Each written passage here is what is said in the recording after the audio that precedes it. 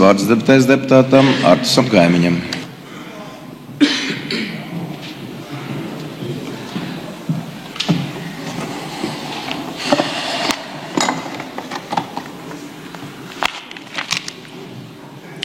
Es biju aizgājis uz pāris šīm te parlamentārās izmeklēšanas komisijas sēdēm.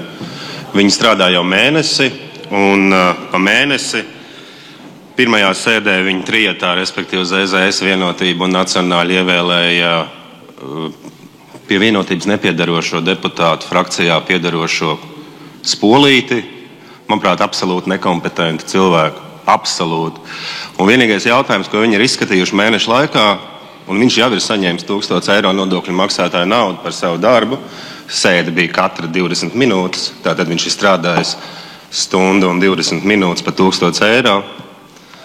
Un vienīgais jautājums, kas tika izskatīts, bija tas, ka kādā veidā atņemt kaimiņam kameru, lai kaimiņš nefilmētu šo sēdi, jo jābūt ir slepenībai. Opozīcija šo noraidīja, bet Reku Kalniņa kungam ļoti nepatīk, ka viņi filmē. Savukārt vakardien jūs varat apsveikt Kalniņa kungu ar jaunu piemaksu pie viņa deputāta algas, jo viņš ir ievēlēts veiksmīgi arī šajā komisijā par sekretāru. Apsveicam, Kalniņa kungs. Jūs noteikti arī būsiet tikpat, ja arī jau esiet, manuprāt, tikpat nekompetents kā jūsu priekšnieks. Tad iesim tālāk. Virziena, jeb šis te roadmaps, ceļa karte, ko prezentēja jau nosauktais priekšsēdētājs komisijas, ir, manuprāt, pilnīgi nekam nederīga lieta, jo galvenais uzstādījums bija, kāpēc šī komisija radās, bija runa par lobby likumu. Viņš ir vispār pazudis no turienes. Tagad viņi runā par kontrabandu, runā par vēl kaut ko, bet par lobby likumu kā tādu vispār nav. Pirmdien koalīcijas padome ar prezidiju priekšgalā piešķīra šai komisijai 7000 eiro. 7000 nodokļu maksātāju naudas vienam no vienotības ētikas komisijas locekļiem, kurš it kā būšot tagad konsultants. Tāds Dits Šenbergs ir tāds.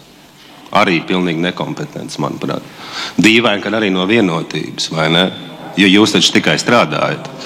Tad tas, kas ir noticies, šodien 3 deputāti atsauc savus vārdus no šīs te komisijas, tātad Balodis, Ādamsons, paldies, un arī Rukas, paldies.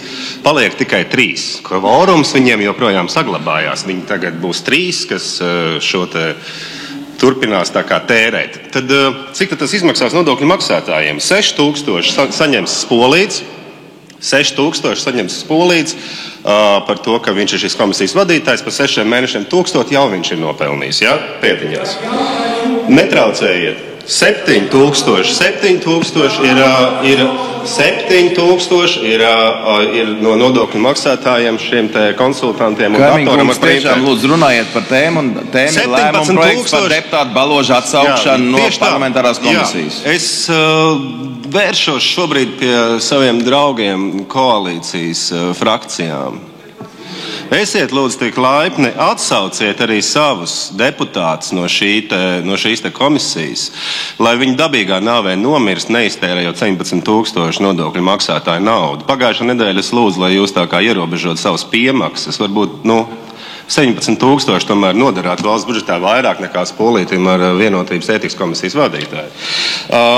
Jūs sakat, kā jums bija vārds Solvit, ka nevar jau nekādā veidā mainīt šo te visu. Es domāju, ka var gan.